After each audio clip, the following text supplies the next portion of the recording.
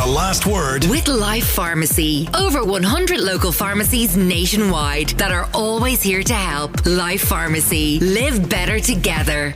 Today, 6th of January, used to be always known as Little Christmas. Some places known as Women's Christmas. It's become popular in the last decade or so to call it Nollaig na Mán. But we've got quite a lot of reports been issued today targeted at women and aimed at women. And AIB has put out research which finds that a third of women feel somewhat or very uncomfortable with their financial situation. As many as 85% apparently don't feel confident enough to start investing. I'm going to start with Kellyanne Quinn, financial planner and founder of Life Planning. Although I do wonder how many men actually also start investing, given the amount of money that is left on deposit in our banks. Is there perhaps overall a general reluctance by people to make investments in Ireland for fear of losing their money, that they opt for the safety of leaving it on deposit in the bank? There is. That's exactly it. There's an intimidation there that people, rather than tackle it and take control of it, they'll just turn their head away and leave it where it's safe and take the option, the route that they understand more. And also, we kind of carry mistakes of our fathers and mistakes of the past. You heard that, people, bad investment decisions, and that we see that carry down into generations where people are afraid of making the financial decisions. So what we try and do... Sorry, Kellyanne, can I suggest that maybe as well that for a generation they see what happened with property investments in the last part of the last century, the Celtic Tiger year decade of the first part, and when a lot of this new investment in property blew up in their faces, that this now has persuaded a lot of people leave the money safely in the bank. That's exactly it. So what we try and do now is we try and explain better to people and give them a better understanding of where their investments are. Their pension, it'll be in a regulated fund, it'll be in a safe asset. They can choose the level of risk they want to take, but we try and give them an understanding of what the risk means, because there's also a fear if people don't take that risk, then the money, it doesn't earn a return and it doesn't grow to what they need for their pension. So we try and explain it to people, and by using financial plan, it looks at, it's a holistic view. It looks at all their assets and their liabilities. It just doesn't focus on that one need and gives people great control of their money. Do you think though, Kellyanne, that, and this is very much aimed at women, and we will focus on that as well, but that there is a situation where a lot of people are looking on a sort of a day-to-day basis or a week-to-week basis, and they're looking at immediate costs like the mortgage or the rent or the childcare, and then it's only a sort of maybe as a by the way, if anything is left after paying for all of that, that investment for the future is considered. Yeah, and that's exactly what financial planning will help look at, because it will look at all your needs now and prioritise, because we can't address everything today. So it will help people look at that and take control. But also, I have a podcast that I aim at women with another female financial advisor, Jill Steeples.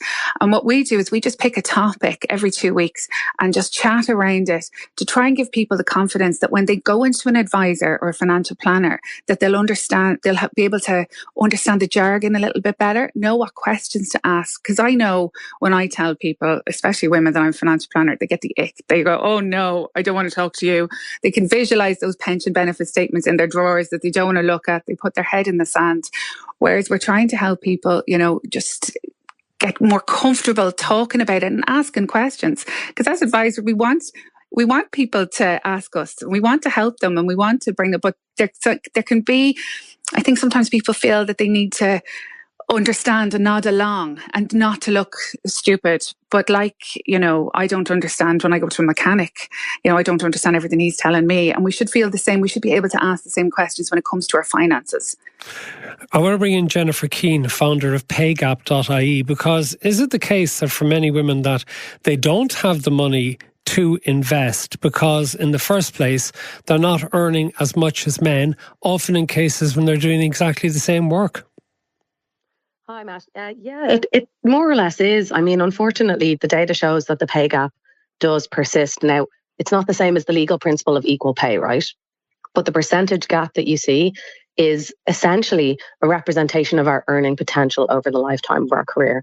And if you imagine someone working in a company or an industry that has pay gaps of 20, 30, 40% or higher, That's quite simply less disposable income that you have to invest in AVCs, to invest in your pension, or to invest in any sort of other financial products like shares or EFTs.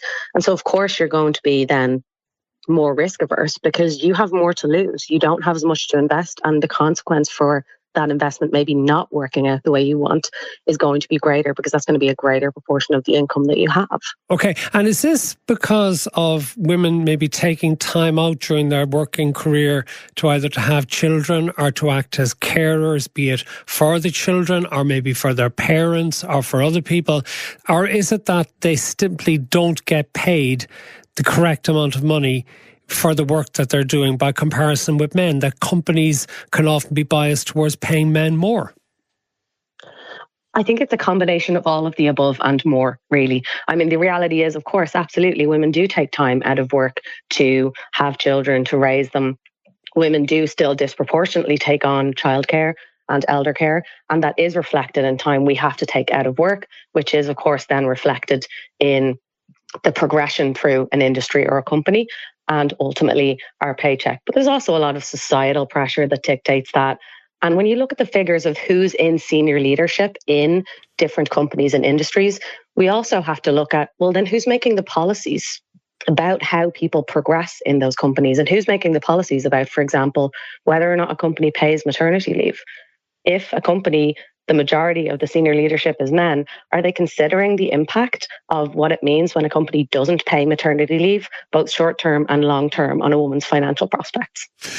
Jennifer, you mentioned things like AVCs and EFTs, and isn't this part of the problem? And again, I don't think this just applies to women, but applies to a lot of men as well, that the minute they hear things like that, they go, what's that? I don't understand that. It's a bit like the modern version of the tracker mortgage. Very much so. And I confess that when that ad came out, I didn't know what a tracker mortgage was, although I do now.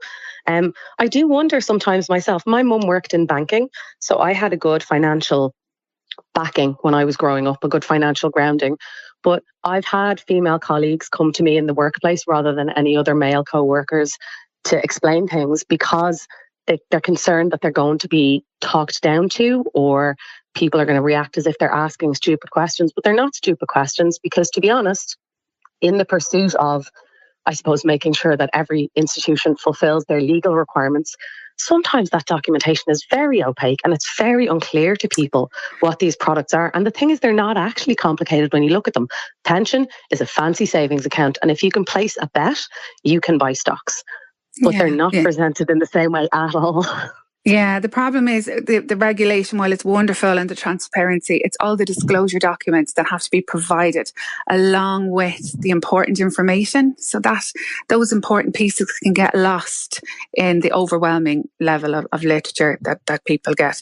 Do you think, Kellyanne, though, as well, and I don't want to be pushing this back necessarily on the schools, but if you have, even a lot of parents might not be particularly well placed to teach their children as to how to actually manage their money, manage their investments. They probably know a lot about having to manage their money. They have gone through the process of signing a rent agreement or getting a mortgage out and realising what the repayments have to be made and the rest of it. But when it comes to an awful lot of things like investment, should it be something that there should be some sort of course that every child should be made to do in school, not just something optional whether they want to go for business studies as part of their junior cert or leaving cert? Yeah, absolutely. But actually, you said there that people can manage their money. It's amazing how many people just they're not managing their day to day. They're not aware of exactly what's going out. And the first part we do with people with financial planning is look at the cost of their life. And people often underestimate that cost. They're not taking into account of everything. So I think even just basic budgeting should be in schools when everybody's leaving, that they understand how to even do it, whether it's on a spreadsheet, it's in a notebook or something, that they're able to keep a track of some sort of cash flow record of what's coming in and out. Because even before I've given any advice, when I go through that with clients, they feel a weight is lifted off their shoulders. Suddenly they feel there's an awareness there, and now they're able to keep moving along and tackle the next steps. Okay. Absolutely. And if I can just come in and Jennifer, say, yes. Yeah. That course does actually exist. It's called Home Economics. just to hang in on the gender equality thing. Home Economics is often dismissed as a course that just girls do because it's about cooking and running a home. all of the things involved in running a home involve financial planning. You need to understand finances to run your home. And to some extent, that course does exist, and it is not targeted at people because people don't understand what is in that course. And they don't understand that that course does include a financial grounding in how you run a home, information on income sources, information on expenditure, information on budgeting. It's another kind of lean back in on how we are teaching our boys and girls what subjects are for them and what their futures hold. So yeah, we actually do. We do have the potential to teach people this. Will auto-enrollment help? A lot of people are put off it. Will auto-enrollment for pensions help, which is taking place now? I think there was 700,000 people added in that. Yeah. A lot of people are complaining, I don't want to have to put money into a pension when I can barely afford my rent, when I want to be able to save for a mortgage. But that it will actually maybe make people more cognizant of what will be required for their older years and persuade them maybe to top up on top of what's in the auto-enrollment if they can afford it. It really is. I'm having brilliant pension discussions with employees and companies that have never spoken to anybody before and haven't considered it and are not aware, because this is a big problem about pensions. We don't see ourselves being 65 and drawing an income. We think that's somebody else in the future, and we don't understand what that pot, what we're saving, what we're putting into it is. So auto-enrollment is really bringing on these conversations and helping people to start to think about their pension. And also because everybody's been brought in, people are talking to each other about pensions, which doesn't happen normally. People are having the conversations. All right. I'm going to have to leave it there. Thank you very much, Jennifer Keane, founder of paygap.ie, and Kellyanne Quinn, financial planner and founder of Life Planning. The last word with Life Pharmacy. Over 100 local pharmacies nationwide that are always here to help. Life Pharmacy. Live better together.